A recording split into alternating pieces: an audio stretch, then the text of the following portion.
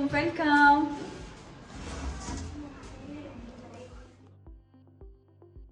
मेरा पूरा नाम माही शेख है, जो कि इंडस्ट्री ने मेरा नाम दिया। एग्जैक्टली मेरा नाम माही शेख नहीं है और मेरा ओरिजिनल नेम फ़ायज़ा है। तो मैंने 2009 में रेडियो से आगाज़ किया था। मेरी बाजी की शादी हो गई और मैं बहुत बोर होती थी, मुझे समझ ही नहीं आता था कि क्या करना है। तो उन दिनों मैंने रेडियो सुनना शुरू किया। मेरी एक कज़न ने फैसलाबाद में उसके पास गई, उसने मुझे एक आईपॉड गिफ्ट किया। उस पर मैंने एफएम सुनना शुरू किया। मुझे पता चला ये भी एक दुनिया होती है। देन जो है मैंने वहाँ से जब सुनना शुरू किया और फिर मैंने देखा कि ऑडिशन हो रहे हैं, मैंने जाके ऑडिशन दिया और मेरा ऑडिशन क्लियर हो गया। और जी वहीं से बस मैंने 2009 में FM 97 सनराइज़ पाकिस्तान से अपने कैरियर का स्टार्ट किया। फिर अल्लाह रब्बुल इज़्ज़त ने इज़्ज़त दी और मैं डिफरेंट जो है वो FM में काम करने लगी और मुख्तलिफ़ प्रोग्राम्स किए, जिसमें मैंने इस्लामिक प्रोग्राम्स भी किए, जिसमें मैंने रमज़ान ट्रांसमिशन भी की और मैंने कुछ म्यूज़िकल प्रोग्राम्स भी किए। इसी तरह से सिलसिला चलता रहा और मैं डिफरेंट रेडियो चैनल्स पे प्रोग्राम करती रही। देन उसके बाद फिर मैं शिफ्ट हुई टीवी पे और मैंने मॉर्निंग शो स्टार्ट किए रोज़ टीवी के। तो मैंने रोज़ टीवी से अपना काम जब शुरू किया कैरियर का, मैंने कोई 3-4 साल मॉर्निंग शो किए रोज़ टीवी के और अल्लाह रब्बुल इज़्ज़त का लाख लाख शुक्र है कि लोगों ने वहीं से मुझे जानना और पहचानना शुरू किया। हाँ, ये है कि लोगों ने बड़ी डिफरेंट टाइप सी बातें की। सबसे पहले मेरी फैमिली ने बहुत बातें की कि कहाँ अब तुम टीवी पे चली गई हो, क्या टीवी का काम शुरू कर दिया है। बट येस, मेरे फादर ने मुझे बहुत सपोर्ट किया। मेरे हस्बैंड, अल्लाह उनको जन्नत नसीब करे, उन्होंने बहुत मुझे सपोर्ट किया। तो ऑफ कोर्स मैंने सर्वाइव कर लिया इस मीडिया में। जहाँ तक रही बात मॉडलिंग की, तो यस, ये कुछ अरसे का बुखार होता है जो सब पे चढ़ता है।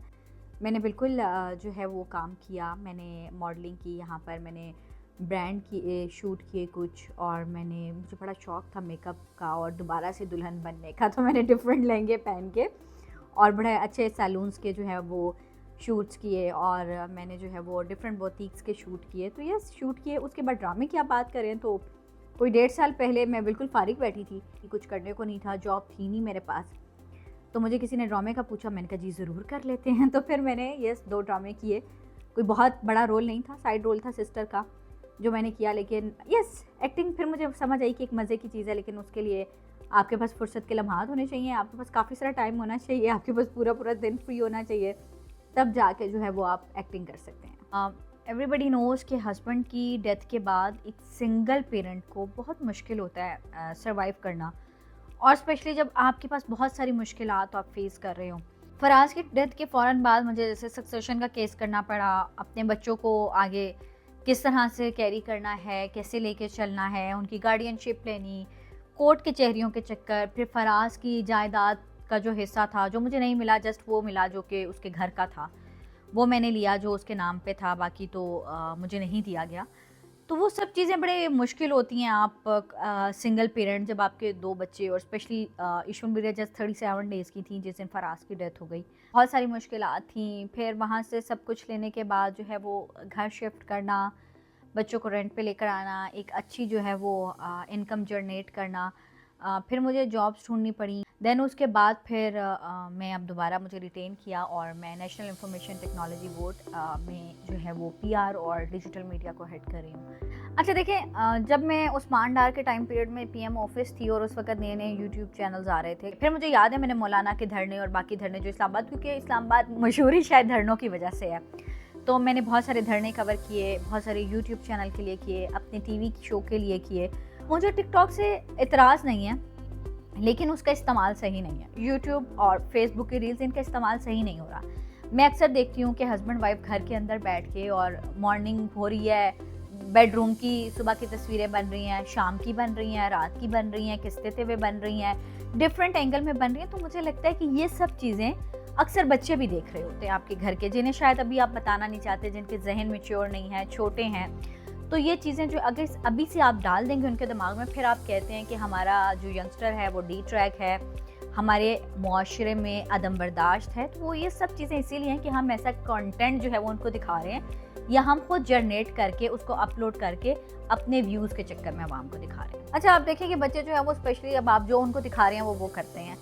आप जब इंडिया कंटेंट बच्चों को दिखाते हैं, उनकी ज़ुबान क्योंकि हिंदी है, तो मेरे भी एग्जैक्टली बच्चे मोबाइल देखे। अक्सर एक दिन मुझे मेरी बेटी कही थी, मम्मा मेरा मन नहीं कर रहा। मैंने कहा मन क्या होता है भाई? तो हम जो बच्चों को दिखा रहे हैं, बच्चे उस तरह की चीज़ें जो है वो उसको अडॉप्ट कर रहे हैं। तो अगर हम इसी तरह से, जैसे मैंने कहा कि हस्बैंड वाइफ जो है वो सुबह सुबह उठते हैं, बेडरूम में टी जा रही है, बेड टी दे रहे हैं, हस्बैंड वाइफ के आपस के ताल्लुकात जो एक कमरे के हैं, वो आप पूरी आवाम को या दुनिया को क्यों दिखा रहे हैं? वो बिल्कुल कंट्रोल होने चाहिए और इस तरह की चीज़ों को हमें अवॉइड करना चाहिए। एक अच्छा और खूबसूरत कंटेंट जो है वो जनरेट करना चाहिए। अच्छा देखिए, अगर तो आपने शुगल मेला लगाना है और आप फारिग बैठे हैं और आपको लगता है कि कोई अच्छा मैसेज पहुंचा रहा है, तो आप कैलेंडर लेवल को देख लें, वो शुगल मेले के हिसाब से बहुत अच्छा है। अच्छा, अब मैंने अक्सर वीडियो देखी है, लोग बात कर रहे होते हैं, वो पहले ऐसा था, अब उसने अपने चेहरे को ट्रांसफॉर्म करा लिया, ये कर रहे हैं, भैया आपको क्या लेना देना है, उसको अच्छा लग रहा है, दैट्स फाइन, लेकिन ठीक है, उसकी फ़नी वीडियोस पसंद है मुझे। अच्छा, अगर आप सीनियर की बात करें, फूड व्लॉगिंग में अगर हम बात करें, तो RHS बहुत अच्छा काम कर रहे हैं, इरफान जुनेजो बहुत अच्छा काम कर रहे हैं, इस तरह के बहुत सारे यूट्यूबर्स हैं जो कि बहुत अच्छा और ज़बरदस्त किस्म का कंटेंट बना रहे हैं। अच्छे दानिश्वरों को पकड़ें, आप उनको पढ़ें, अच्छे राइटर्स को पढ़ें, ताकि आप जब पढ़ना शुरू करते हैं ना, जितना आप किताब को पढ़ेंगे, जितनी आपको किताब से मोहब्बत होगी, एक तो उर्दू आपकी बहुत अच्छी होगी, आपके पास वर्डिंग बहुत अच्छी होगी, वोकैबुलरी बहुत अच्छी होगी, आपके पास अच्छा कंटेंट होगा जनरेट करने के लिए।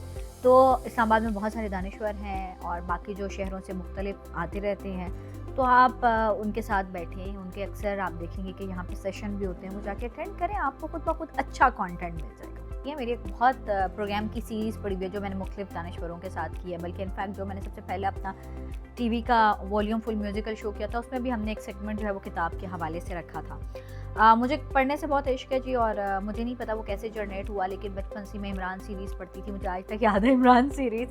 और मैंने जो उसके बाद सबसे पहली किताब पढ़ी थी वो खुदा की बस्ती थी, फिर बाद में उस पर एक ड्रामा भी बना और बड़े अरसे तक लोगों ने देखा, वारिस था, वो ड्रामा बना।